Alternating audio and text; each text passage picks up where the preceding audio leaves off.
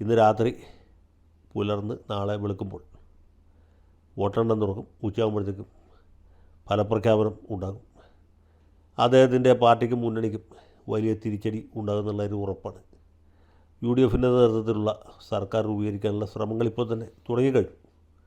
അപ്പോൾ ഇങ്ങനൊരു സന്നിഗ്ധ ഘട്ടത്തിൽ ഇന്ന് ക്ലിഫ് ഹൗസിൽ അദ്ദേഹത്തിൻ്റെ മുഖ്യമന്ത്രി എന്നുള്ള നിലയ്ക്കുള്ള അവസാനത്തെ രാത്രി അദ്ദേഹത്തിൻ്റെ ചിന്തകൾ എന്തായിരിക്കും എന്നുള്ളത്.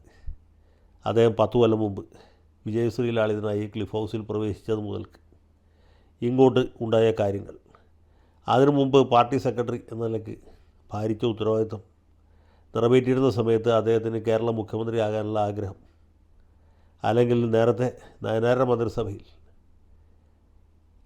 വിദ്യുശക്തി മന്ത്രിയായിരുന്ന കാലത്ത് ക്ലിഫ് ഹൗസിൽ നയനാരെ കാണാൻ വന്നപ്പോൾ ഉള്ള അനുഭവം, ഇന്നെങ്കിലും ഒരിക്കൽ ഈ ക്ലിഫ് ഹൗസിൽ തനിക്ക് താമസിക്കാൻ കഴിയും, ഇവിടെ താമസിച്ചുകൊണ്ട് തനിക്ക് കേരളത്തിൻ്റെ ഭരണചക്രം തിരിക്കാൻ കഴിയും എന്ന അന്ന് തോന്നിയ മോഹം, പിന്നീട് പാർട്ടി സെക്രട്ടറി ആയിരുന്നപ്പോൾ VSനെ വെട്ടി ആ സ്ഥാനത്ത് വരാൻ നടത്തിയ ശ്രമങ്ങൾ, 2016 തന്നെ VSനെ മുൻനിർത്തി തെരഞ്ഞെടുപ്പ് ജയിച്ചു കഴിഞ്ഞപ്പോൾ ഈ ഭാഗ്യക്കുറിയിൽ 1ാം സ്ഥാനം കിട്ടിയ ടിക്കറ്റ് പോക്കറ്റ് അടിച്ചെടുത്ത് സംഖ്യ ക്ലെയിം ചെയ്യുന്ന പോലെ മുഖ്യമന്ത്രി സ്ഥാനത്ത് വന്നത്,